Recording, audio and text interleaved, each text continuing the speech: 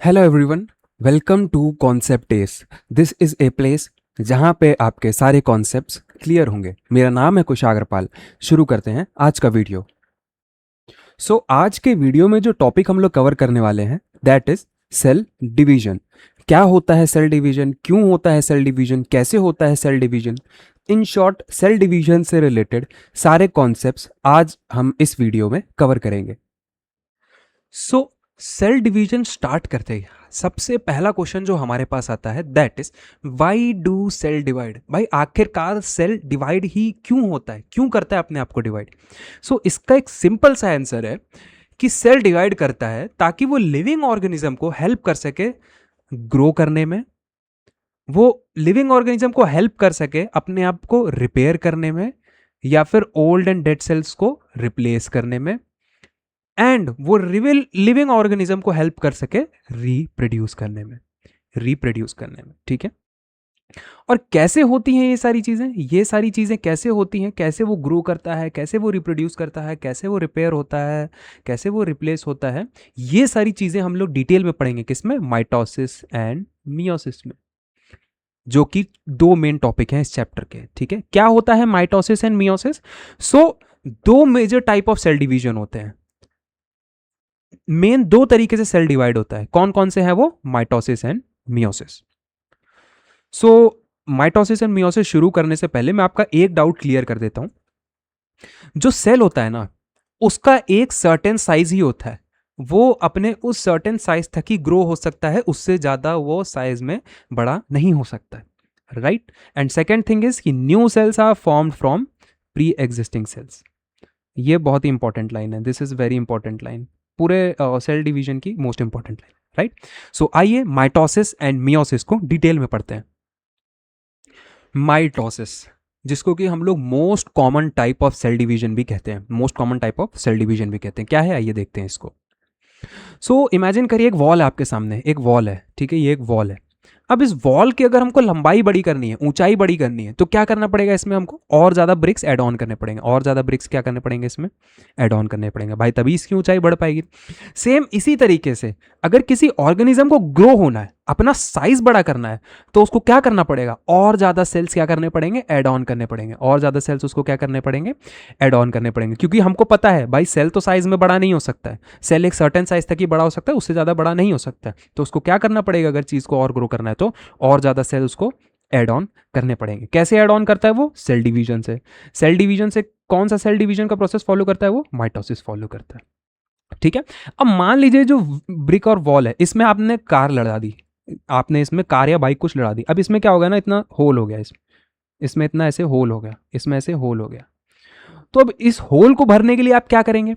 इसमें क्या करेंगे? इस होल में ब्रिक्स डाल देंगे, ब्रिक्स भर देंगे इसमें, और ईंटें लगा देंगे इसमें। यही तो करेंगे आप इसको, इसका होल फिल करने के लिए, है ना। सेम इसी तरीके से सेल क्या करता है, कहीं भी उसको अगर चोट लग जाती है, जैसे मान लीजिए यहाँ पे ये आपकी स्किन है, ये आपकी स्किन है। ठीक है, क्या होगा? इसमें चोट लग गई, आपको कट लग गया, ऐसे कट लग गया। तो इसके जो आसपास के सेल है ना, इस कट के आसपास के सेल है ना, ये क्या करेंगे? माइटोसिस परफॉर्म करके डिवाइड करेंगे और इस कट को क्या कर देंगे? फिलअप कर देंगे। कुछ इस तरीके से ऐसे क्या कर देंगे इनको, इस कट को फिलअप कर देंगे। तो ये कट क्या हो जाएगा? हील हो जाएगा। क्या हो जाएगा? हील हो जाएगा। देखिए यहाँ पे क्या हो गया, कंप्लीटली ऐसे हील हो गया, कंप्लीटली ऐसे हील हो गया। तो क्या हो जाएगा इससे? वो अपने आप को रिपेयर कर लेगा। क्या कर लेगा? अपने आप को रिपेयर कर लेगा। सेम इसी तरीके से अगर उसको कोई ऐसा सेल रिप्लेस करना है जो कि काम नहीं कर पा रहा है अपना ढंग से, या फिर कोई डेड सेल है उसको रिप्लेस करना है, तो क्या करेगा? उसके आसपास के सेल माइटोसिस परफॉर्म करेंगे और उस डेड सेल की या फिर उस ओल्ड सेल की क्या करेंगे? जगह ले लेंगे, उसको रिप्लेस कर देंगे। अब हम लोग देखते हैं कि माइटोसिस में जो डिवीजन हो रहा है वो आखिरकार होता कैसे है, किस तरीके से सेल अपने आप को डिवाइड कर रहा है। ठीक है, आ जाइए। ये डिवीजन समझने से पहले सबसे पहले आप एक चीज देख लीजिए कि नंबर ऑफ क्रोमोसोम्स एक सेल में कितने होते हैं। नंबर ऑफ क्रोमोसोम्स का मैं CH से लिख रहा हूं, क्रोमोसोम्स कितने होते हैं? नंबर ऑफ क्रोमोसोम्स 46 होते हैं। एंड एक सेल में ही नंबर ऑफ DNA कितने होते हैं? नंबर ऑफ DNA कितने होते हैं वो भी सेम क्रोमोसोम्स की तरह 46। कितने? 46। ये एक क्या है? ये एक पूरा क्या है? क्रोमोसोम है। ये एक पूरा क्या है? क्रोमोसोम है। एक पूरा क्या है? क्रोमोसोम है। तो कितने हैं इसमें? इसमें कितने डीएनए होंगे? 46 डीएनए होंगे। कितने क्रोमोसोम्स होंगे? 46 ही आपके क्रोमोसोम्स होंगे। अब होता क्या है, ये एक सेल है which is about to divide, जो कि जस्ट डिवाइड होने ही वाला है। तो इसमें सबसे पहला प्रोसेस क्या होता है, इसके क्रोमाटिन में डीएनए कॉपिंग शुरू हो जाती है। क्या शुरू हो जाती है? डीएनए कॉपिंग। तो इसका जो डीएनए है वो कॉपी हो जाता है। तो अब डीएनए की मात्रा कितनी हो गई? अब डीएनए कितने हो गए टोटल कॉपी होके? 46 से कितने हो गए? 92 हो गए। 46 से कितने हो गए? 92 हो गए। ठीक है।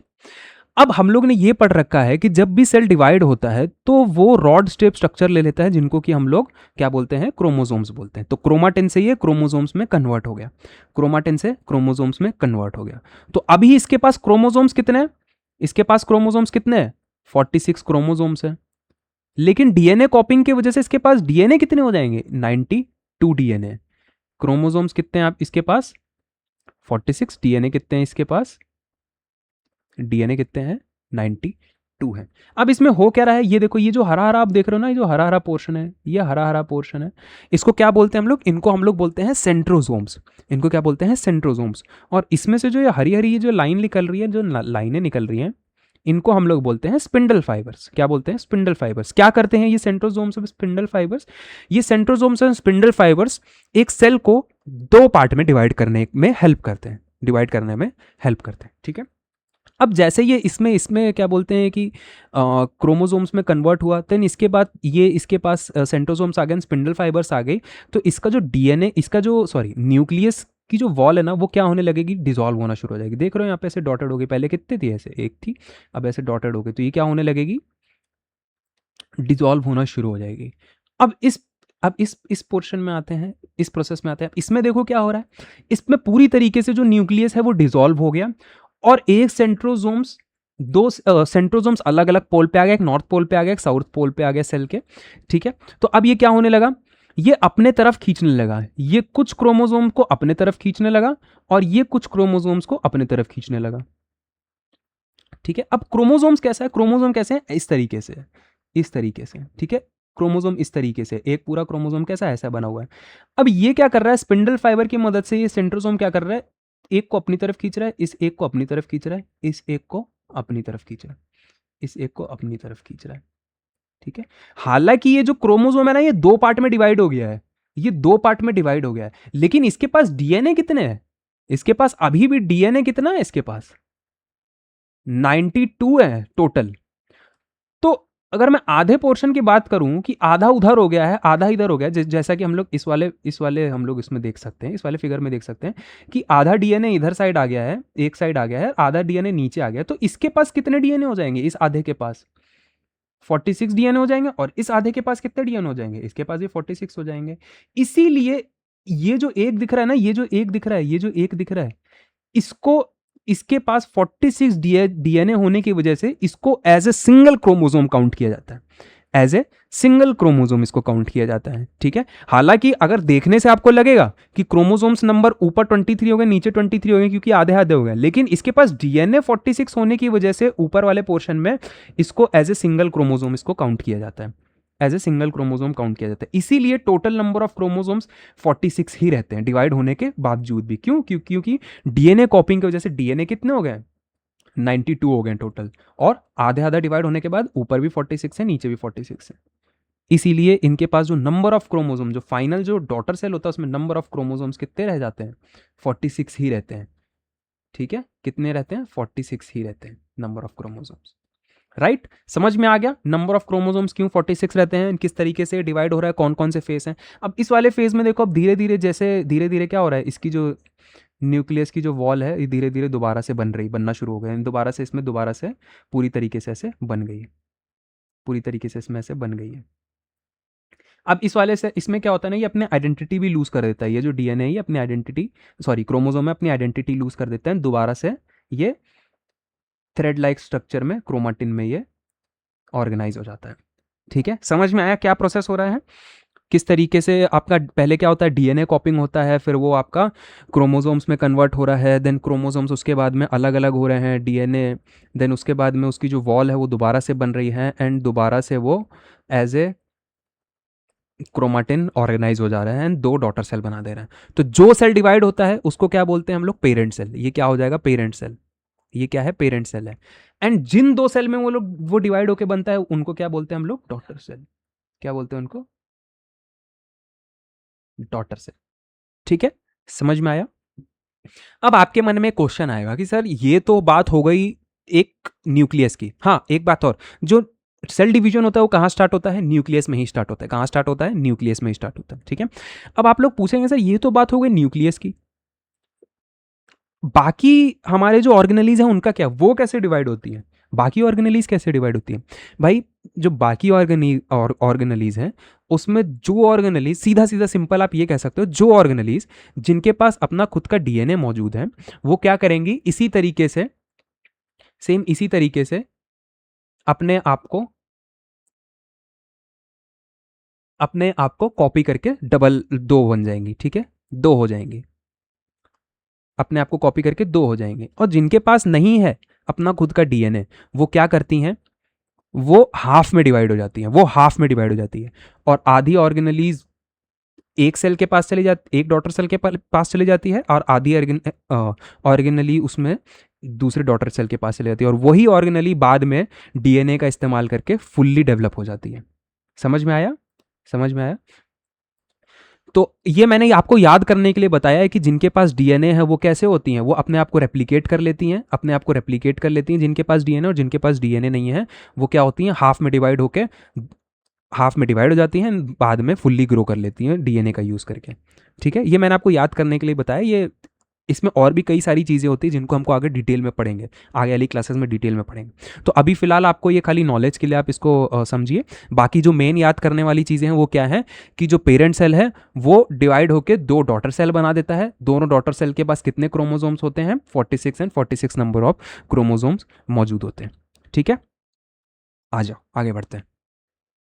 ये आप देख पा रहे होगे, आपके बुक में भी ये बना हुआ है ना? ये बना हुआ है। तो इसमें ये क्या चीज़ है? ये क्या दिख रहा है आपको? सेंट्रोजोम है ये। सेंट्रोजोम में क्या है? स्पिंडल फाइबर्स हैं। ये क्या कर रहे हैं? सेल को डिवाइड करने में हेल्प कर रहे हैं। सेल को क्या कर रहे हैं? डिवाइड करने में हेल्प कर रहे हैं।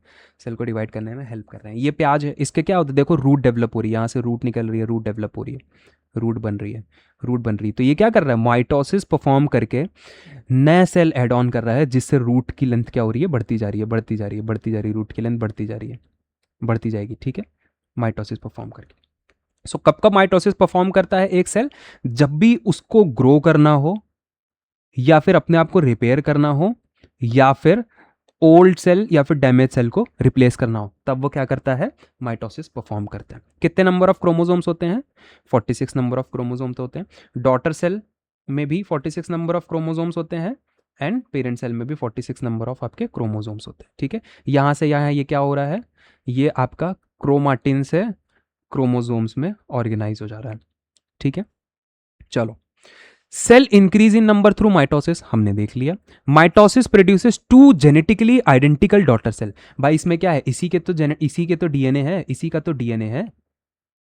ठीक है, पेरेंट सेल का ही तो डीएनए है, तो ये क्या होंगे? जेनेटिकली आइडेंटिकल होंगे भाई, जेनेटिकली एकदम सेम होंगे। ठीक है, each new cell gets same DNA and the same number of chromosomes. अभी हम लोग ने देखा किस तरीके से होता है, पेरेंट सेल से मिलता है, and maintain the genetic information. Same genetic information इनके पास भी होती है, क्योंकि क्या हो रहा है? डीएनए कॉपी हो जा रहा है। तो इनके पास तो पेरेंट्स के पास जो जीन्स हैं, जो जेनेटिक इन्फॉर्मेशन है, वही किनके पास होगी? डॉटर सेल्स के पास भी होगी। ठीक है, most common type of cell division है, ये भी हम लोग देख चुके हैं। अब बात आती है मियोसिस की। सो सेल मियोसिस क्यों परफॉर्म करता है, कैसे परफॉर्म करता है और कब परफॉर्म करता है, आइए ये देखते हैं। जब सेल मियोसिस क्यों परफॉर्म करता है सेल? ताकि वो क्या प्रोड्यूस कर सके? गैमेट्स प्रोड्यूस कर सके। क्या प्रोड्यूस कर सके? गैमेट्स। क्या होते हैं ये gametes? Gametes are our reproductive cells. Gametes क्या है? हमारे रिप्रोडक्टिव सेल्स। क्या है? हमारे रिप्रोडक्टिव सेल्स हैं। क्या होते हैं रिप्रोडक्टिव सेल्स? भाई मेल में रिप्रोडक्टिव सेल क्या होता है? स्पर्म होता है। मेल में रिप्रोडक्टिव सेल क्या होता है? स्पर्म होता है। उसी तरीके से फीमेल में हमारा रिप्रोडक्टिव सेल क्या होता है? एग्स होता है। क्या होते हैं? एग्स होते हैं, जो कि ओव्यूम में प्रेजेंट होते हैं। कहाँ प्रेजेंट होते हैं? ओव्यूम में प्रेजेंट होते हैं। सेम इसी तरीके से प्लांट में जो हमारे रिप्रोडक्टिव सेल्स होते हैं, गैमेट्स होते हैं, उनको क्या बोलते हैं हम लोग? Pollen grain. क्या बोलते हैं? Pollen grain. एंड उनका जो फीमेल का जो गैमेट होता है, जो रिप्रोडक्टिव सेल होते हैं, वो क्या होते हैं? सेम एग सेल होते हैं। क्या होते हैं? Egg cell. कहाँ प्रेजेंट होते हैं? कहाँ प्रेजेंट होते हैं? हमारे ओव्यूल में प्रेजेंट होते हैं। कहाँ? ओव्यूल में, राइट। सो मियोसिस क्यों परफॉर्म करता है? ताकि वो गैमेट्स प्रोड्यूस कर सके। क्या होता है गैमेट से? गैमेट से होता है रिप्रोड्यूस, ताकि वो एक आगे बच्चे को जन्म दे सके, आगे एक बच्चे को जन्म दे सके। सो माइटोसिस हमारा रिपेयर करने के लिए, ग्रो करने के लिए, रिप्लेस करने के लिए ओल्ड सेल को या फिर डैमेज सेल को इसलिए परफॉर्म करते हैं। एंड माइटोसिस इसलिए परफॉर्म करता है ताकि वो आगे रिप्रोड्यूस करके एक नए बच्चे को जन्म दे सके एंड जनसंख्या आगे बढ़े। ठीक है, आ जाओ। The gametes produce for sexual reproduction. Sexual reproduction से ही गैमेट्स क्या, सेक्सुअल रिप्रोडक्शन के लिए गैमेट्स क्या होते हैं? प्रोड्यूस होते हैं। To create variation and diversity among living organism, ताकि लिविंग ऑर्गेनिज्म में वेरिएशन एंड डाइवर्सिटी आ सके। क्यों होती है जेनेटिक वेरिएशन की? क्या इंपॉर्टेंस है? क्यों होना चाहिए जेनेटिक वेरिएशन हमारे पास? क्यों, क्या इंपॉर्टेंस है इसकी? तो इसकी इंपॉर्टेंस ये है कि जेनेटिक वेरिएशन क्या हेल्प करता है ऑर्गेनिज्म को सरवाइव करने में चेंजिंग एनवायरनमेंट के साथ। भाई 50 साल पहले जो एनवायरनमेंट था वो आज नहीं है ना, वो आज नहीं है। तो 50 साल में जो भी चेंजेस आए हैं, ठीक है, जो भी चेंजेस आए हैं, उस चेंजेस को आज के टाइम में जो बच्चा पैदा होगा वो झेल पाए, इसके लिए क्या जरूरी है? जेनेटिक वेरिएशन उसमें होना जरूरी है। उसमें वो चीजें हमको डालना जरूरी है जो वो उन चीजों को क्या कर सके, बच्चे को उन चीजों से इम्यून कर सके। जैसे एग्जांपल ले लेते हैं कोरोना वायरस का। कोरोना वायरस का अब हमारी जो आगे आने वाली पीढ़ी है ना, आने वाले जो बच्चे हैं ना, वो क्या रहेंगे? ऑटोमेटिकली उनके अंदर जेनेटिक वेरिएशन की वजह से वो लोग कोरोना वायरस से इम्यून रहेंगे। क्या रहेंगे? इम्यून रहेंगे। ठीक है। Prevent all of spring from being identical, ताकि हर कोई एक जैसा ना हो, ताकि हर कोई एक जैसा ना हो, इसीलिए भी जेनेटिक वेरिएशन इंपॉर्टेंट है। ठीक है। ड्राइव एवोल्यूशन, एवोल्यूशन के लिए भी। अब जिस तरीके से इवॉल्व होते होते आप लोग देख रहे हो, हम लोग पहले एक सेल से कैसे बने, हम लोग बंदर बने, देन बंदर से फिर हम लोग ह्यूमन बन गए। सो इसी तरीके से आगे एवोल्यूशन होता रहे और हम लोग एनवायरमेंटल चेंजेस को सर्वाइव करते रहे। तो क्या होता है उसके लिए? जेनेटिक वेरिएशन इसलिए क्या होता है? इंपॉर्टेंट होता है। समझ में आया? Therefore children resemble there parent but not exactly same. इसी वजह से, इसी जेनेटिक वेरिएशन की वजह से जो चिल्ड्रन होते हैं उनको जो उनके जो जेनेटिक इंफॉर्मेशन है, वो जेनेटिक इंफॉर्मेशन मिलती है वो पेरेंट्स से मिलती है, लेकिन वो पेरेंट्स के तरह एकदम सेम नहीं दिखते हैं, एकदम सेम नहीं दिखते। ठीक है, आ जाओ। सो ये देख लेते हैं type of cell division, meiosis and meiosis. Male gametes कौन सा होता है? स्पर्म होता है। फीमेल गैमेट्स क्या होता है? एग्स होता है ह्यूमंस में। एंड प्लांट्स में क्या होता है? मेल पोलन ग्रेन्स होता है एंड फीमेल में एग सेल्स होते हैं। ठीक है। साइट ऑफ फॉर्मेशन भाई कहाँ बनते हैं? This is important, this is very important. भाई ह्यूमन में ये जो मियोसिस है, ये मियोसिस कहाँ हो रहा है? ये कहाँ होता है? ये हमारा होता है टेस्टीज में। कहाँ होता है? टेस्टीज में। मोस्ट इंपॉर्टेंट है, इसको नोट कर लेना। कहाँ हो रहा है? टेस्टीज में। एंड फीमेल में कहाँ होता है? ओवरीज में। कहाँ होता है? हमारे ओवरीज में। तो जो हमारा जो माइटोसिस होता है वो हमारे पूरे बॉडी में जहां भी डैमेज होगा, जहां भी सेल को रिप्लेस होने की जरूरत होगी, जहां भी उसको ग्रो होना होगा, वहां पे होगा माइटोसिस परफॉर्म। लेकिन meiosis only and only mail में टेस्टीज में होता है एंड फीमेल में ओवरीज में होता है। सेम अगर मैं प्लांट की बात करूं तो प्लांट में कहां होता है? एंथर में होता है। कहां होता है? एंथर में होता है। एंड फीमेल प्लांट में कहां होगा? ओवरीज में होगा। कहां होगा? ओवरी में। सेम ओवरी में। यहाँ पे आप इस फोटो में देख भी सकते हो। ये क्या है? ये एक एंथर है। ये एंथर कैसा दिख रहा है? ऐसा, इस तरीके से कुछ दिख रहा है। ये क्या है? एंथर। एंड फीमेल में कहा? ओवरी में दिखता है। ओवरी कैसी? इस तरीके से दिख रही है। ये पोर्शन है। ठीक है, चलो। नंबर ऑफ क्रोमोसोम्स कितने हो जाएंगे इसमें? इसमें जो क्रोमोसोम्स होते हैं ना वो हाफ हो जाते हैं। वो क्या हो जाते हैं? हाफ हो जाते हैं। 23 ही रह जाते हैं। कैसे हो जाते हैं उसको हम लोग आगे पढ़ेंगे। ठीक है।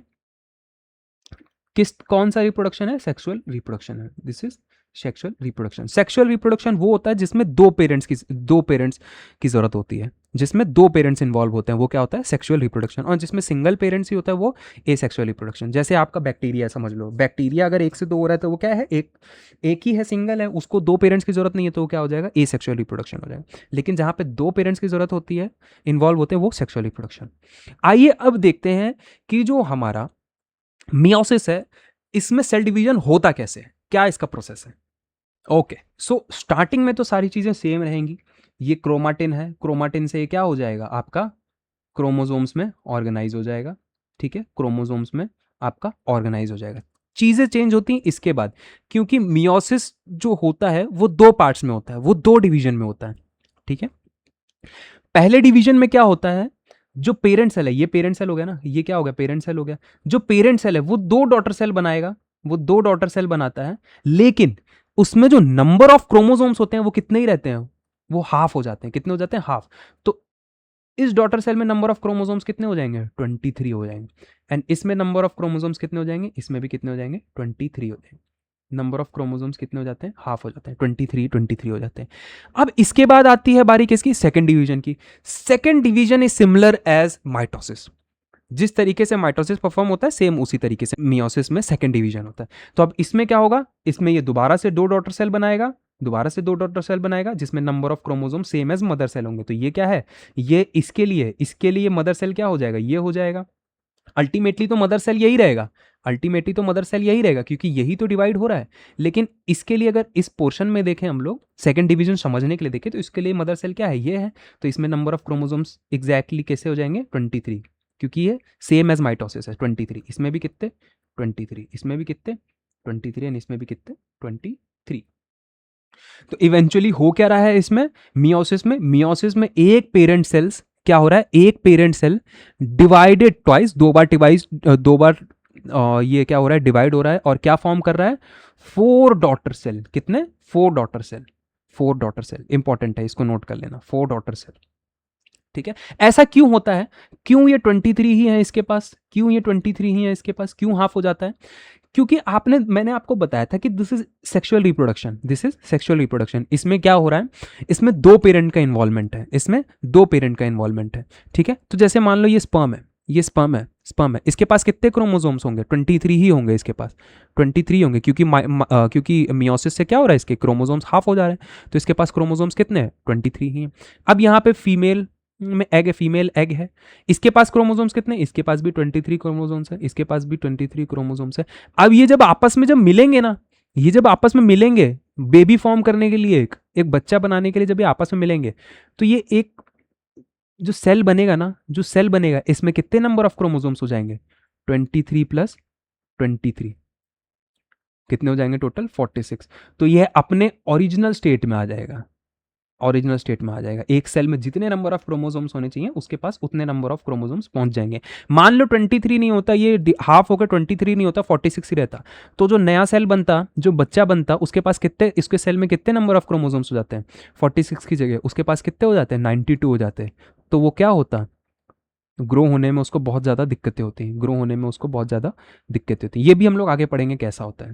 ठीक है, चलो, तो क्या हो रहा है मियोसिस में पेरेंट सेल डिवाइड हो रहा है ट्वाइस, 2 बार डिवीजन होता है उसमें, और कितने हमारे डॉटर सेल बनते हैं, 4 डॉटर सेल। कितने डॉटर सेल बनते हैं हमारे, 4 डॉटर सेल। तो इसमें नंबर ऑफ क्रोमोसोम्स कितने होते हैं, half number of chromosome, as parent cell में जितने क्रोमोसोम्स होते हैं उसके आधे क्रोमोसोम्स होते हैं इसमें, राइट, समझ में आया, हाफ नंबर ऑफ क्रोमोसोम्स इसमें होते हैं। चलो आगे बढ़ते हैं। सो अब क्वेश्चन अराइज होता है कि क्या होगा अगर मियोसिस एंड माइटोसिस अच्छे से परफॉर्म ना किए जाए, अच्छे से परफॉर्म ना हो, तो क्या होगा। सबसे पहले बात कर लेते हैं हम लोग माइटोसिस से। तो क्या होता है अगर माइटोसिस में कोई एरर आ गया, तो क्या होने लगेगा, अनकंट्रोल्ड सेल डिवीजन होने लगेगा। आइए इसको हम लोग समझते हैं। ये समझने से पहले, अनकंट्रोल्ड डिवीजन समझने से पहले हमको ये समझना पड़ेगा कॉन्टैक्ट इनहिबिशन क्या होता है। What is contact inhibition. भाई ये सेल है, ठीक है, ये माइटोसिस से क्या हो रहा है, डिवाइड हो रहा है। सेल क्या हो रहा है, माइटोसिस से डिवाइड हो रहा है। तो ये जैसे ही इसको लगेगा कि मैं दूसरे सेल से टच होगा, जैसे ही ये दूसरे सेल से टच होगा और इनके बीच का जो गैप है वो एकदम खत्म हो जाएगा, तो ये क्या होगा, सेल डिवाइड करना बंद कर देगा। ये क्या कर देगा, सेल डिवाइड करना बंद कर देगा। तो cell division stop when cell come in contact with neighbouring cell, this process is called contact inhibition. इसी प्रोसेस को हम लोग क्या बोलते हैं, कांटेक्ट इनहिबिशन बोलते हैं। तो इसी प्रोसेस से सेल को पता चलता है कि मेरे को कब डिवाइड करना बंद करना है, कब डिवाइड करना बंद करना है।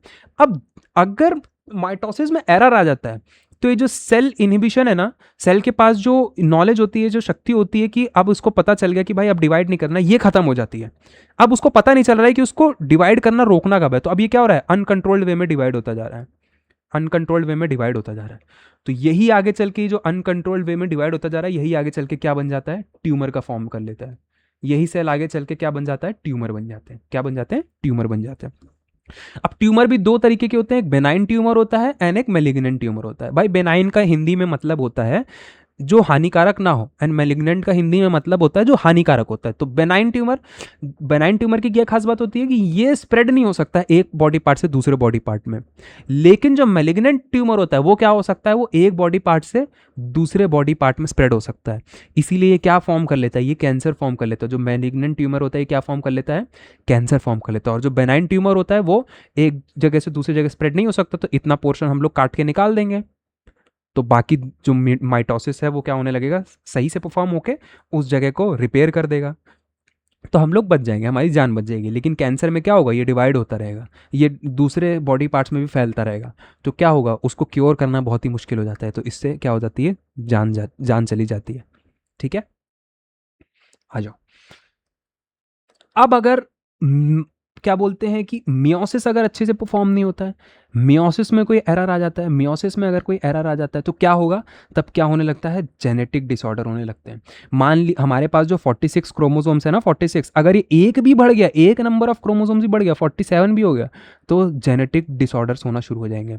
ठीक है, कैसे होंगे भाई, किसी के 2 अंगूठे हो जाएंगे, या फिर किसी का हाथ अच्छे से डेवलप नहीं होगा, किसी का पैर डेवलप नहीं होगा, डाउन सिंड्रोम हो जाएगा किसी को। ठीक है, किसी का ब्रेन अच्छे से डेवलप नहीं होगा। तो ये सारी चीज़ें होने लगती हैं जब मियोसिस में एरर हो जाता है। ठीक है, तो डेवलपमेंट जेनेटिक डिसऑर्डर्स हो जाते हैं इसमें, एंड ये इसमें क्या होने लगता है, अनकंट्रोल डिवीजन की वजह से ट्यूमर फॉर्म हो जाता है। ठीक है, क्या फॉर्म हो जाता है, ट्यूमर फॉर्म हो जाता है। अब बारी आती है हमारी सेल थ्योरी की, the unifying principle of biology, cell theory. क्या है सेल थ्योरी, आ जाओ ये देखते हैं। सेल थ्योरी हमको क्या क्या बताती है, सेल थ्योरी हमको ये बताती है कि all living organisms are made up of one और मोर सेल। जितने भी लिविंग ऑर्गेनिज्म है वो एक या एक से ज्यादा सेल से बने हैं। ठीक है, हम लोग इसको पढ़ चुके हैं पहले भी। और क्या बताती है वो, और ये बताती है cell is the basic unit of structure and function in living beings. कैसे है भाई, आखिरकार सेल से क्या बना है, टिश्यू बना है। सेल से क्या बने हैं, टिश्यू बने। टिश्यू से क्या बना है, हमारे ऑर्गन बने। एंड ऑर्गन से क्या बना है, ऑर्गन सिस्टम बना है। ऑर्गन सिस्टम मिलकर क्या बनाता है, ह्यूमन बनाता है, एक ऑर्गेनिज्म बनाता है। तो इवेंचुअली जो बेसिक यूनिट ऑफ लाइफ हो जाएगा वो क्या हो जाएगा, सेल ही तो हो जाएगा, वो सेल ही तो हो जाएगा। इसीलिए यहाँ पे क्या लिखा है, the cell is the basic unit and structure and function in living beings. ठीक है, and all cells arise from pre existing cells. Mitosis में भी हमने यही देखा कि पेरेंट सेल से डॉटर सेल बन रहे हैं, मियोसिस में भी हमने यही देखा कि पेरेंट सेल से डॉटर सेल बन रहे हैं। तो जितने भी नए सेल बन रहे हैं वो किससे बन रहे हैं, प्री एग्जिस्टिंग सेल्स, पहले से जो सेल एग्जिस्ट कर रहे हैं उनसे बन रहे हैं। ठीक है, किसने दी थी ये सेल थ्योरी, 3 साइंटिस्ट थे।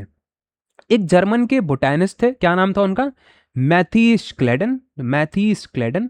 दूसरे थे आपके जर्मनी के ही थे, क्या नाम था उनका, थियोडोर स्क्वेवान। और तीसरे थे आपके रडोल्फ वर्च्यो। कौन थे, रडोल्फ वर्च्यो। क्या क्या बातें इन्होंने कही थी, मैथीस क्लेडन ने यह पता लगाया था कि जितने भी प्लांट सेल होते हैं, those are made up of cells. तो जो जितने भी प्लांट हैं वो किसके बने हैं, सेल्स के बने हैं। ठीक है, थियोडोर स्क्वेवन ने क्या पता लगाया था कि जितने भी जानवर हैं वो किससे बने हैं, वो भी सेल से बने हैं, वो सारे सेल से बने हैं। एंड रडोल्फ वर्च्यू ने क्या पता लगाया था, इन दोनों की जो थ्योरीज थी उसको मिला के एंड अपने एक्सपेरिमेंट्स करके उन्होंने ये पता लगाया, उन्होंने ये निष्कर्ष निकाला कि new cells are formed only from pre existing cells. तो इन तीनों के जो थ्योरी थी, इन तीनों के जो एक्सपेरिमेंट्स थे, उससे हम लोग को क्या पता, उनसे हम लोगों को ये 3 बातें पता चली। ठीक है, cell theory unifies all biology from bacteria to human and explain life continues through cell division.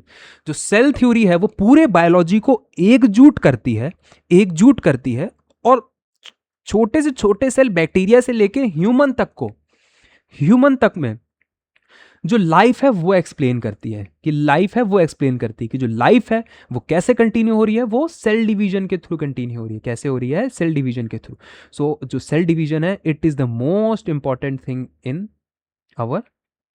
A living organism, in a living organism. क्योंकि सेल डिवीजन नहीं होगा तो क्या नहीं कर पाएगा? वो ग्रो नहीं कर पाएगा, वो चीज़ों को रिप्लेस नहीं कर पाएगा, वो अपने आप को रिपेयर नहीं कर पाएगा, वो रिप्रोड्यूस नहीं कर पाएगा। ठीक है, चलो लेट्स गो बियॉन्ड। अब थोड़ी चीजें हम लोग एक्स्ट्रा भी इसमें देख लेते हैं। आ जाओ, क्या है? एक टर्म है, क्या टर्म है? Programmed cell death. क्या होता है ये program cell death? It is nothing but selective cell destruction. मतलब अपने आप से सेल को सिलेक्ट करके उनको डिस्ट्रक्ट करना। भाई जब हम लोग ग्रो कर रहे होते हैं ना, जब हम लोग ग्रो कर रहे होते हैं तो ये क्या हेल्प करता है? ये जो हमारे जो ऐसे इस तरीके से बीच में ये देख रहे हो, ये बीच में देख रहे हो ना, ये क्या बना हुआ है? इस तरीके से एक एक्स्ट्रा हमारे पास स्किन आ गई है, जिससे जो हमारे हैंड है ना वो वेब्ड बन रहे हैं। हमारे क्या हैंड है? वेब्ड है। तो जो पीसीडी है ना, प्रोग्राम्ड सेल डेथ है, ये क्या करता है? इन सेल को सिलेक्ट करके इनको डिस्ट्रक्ट कर देता है, इनको डिस्ट्रॉय कर देता है, इन सेल को खत्म कर देता है, जिसकी वजह से हमारा जो हाथ है ना कुछ इस तरीके से दिखता है, इस तरीके से दिखता है। अगर ये चीज परफॉर्म नहीं होगी ना तो हमारा हाथ कैसा दिखेगा? इस तरीके से वेब्ड दिखेगा, इस तरीके से वेब्ड दिखेगा। ठीक है, तो what is programmed cell death? It is selective cell destruction. क्या है ये? जेनेटिकली रेगुलेटेड है, मतलब हमारे जो डीएनए है उसमें ही मौजूद है, ये चीज हमारे डीएनए में ही मौजूद है। ठीक है, और क्या क्या चीजें करता है ये सेल की क्वालिटी कंट्रोल करने में हेल्प करता है, हमारे जो इम्यून फंक्शन है उसको परफॉर्म करने में हेल्प करता है, एंड नॉर्मल डेवलपमेंट में तो हेल्प करता ही करता है, हम लोग ने इस फिगर से देखा। ठीक है, अब आ जाते हैं इन साइंटिस्ट के ऊपर। क्या नाम है इन साइंटिस्ट का? इनका नाम है गॉटलिएब हाबरलैंड। गॉटलिएब हाबरलैंड। क्या पता लगाया इन्होंने? इन्होंने ये पता लगाया कि any living plant cell, even a fully mature cell from a permanent tissue can develop into a complete plant। इन्होंने ये पता लगाया कि कोई भी प्लांट सेल है, ठीक है, कोई भी प्लांट सेल है, वो एक कंप्लीट प्लांट में ग्रो हो सकता है, एक कंप्लीट प्लांट में ग्रो हो सकता है। फॉर एग्जांपल मैं आपको दूं, आपने रोज का जो पौधा होता है, रोज का जो प्लांट होता है उसका एग्जांपल लिया होगा। भाई उसको अगर हम लोग जड़ से काट के लगा दें तो क्या बन जाएगा? दोबारा से वहां से रोज उग जाता है, बन जाता है कि नहीं बन जाता है? राइट, आलू का एग्जांपल ले लो, आलू को आधा काट के जमीन में लगा लो तो उससे दोबारा से क्या बन जाएंगे? और आलू बन जाएंगे, बन जाएंगे कि नहीं बन जाएंगे? वही चीज इन्होंने क्या करी थी? खोजी थी। ठीक है, plant cell have the ability to form different type of cell.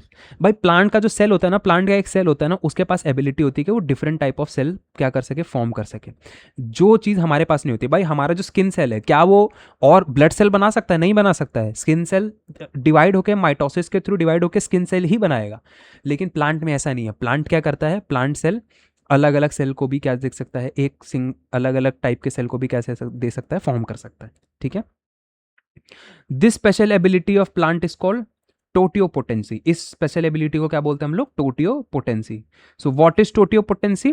The ability of a plant to form different type of cell and also change them is known as totipotency. ठीक है, new branch of biology known as plant tissue culture technology. भाई इन्हीं की बदौलत ये जो नई branch है जिसको कि कॉलेज के बच्चे या फिर हम लोग अपने आगे की क्लास में पढ़ते हैं, क्या नाम उसका? Plant tissue culture technology. इन्हीं की बदौलत ये एग्जिस्ट करती है, इन्हीं के बदौलत ये आई है। Right, okay. सो आपके पास जितने भी डाउट होंगे उसको आप कमेंट्स में लिख देना, उसका मैं आंसर कर दूंगा। Right, so thank you for watching guys, मिलते हैं नेक्स्ट वीडियो में।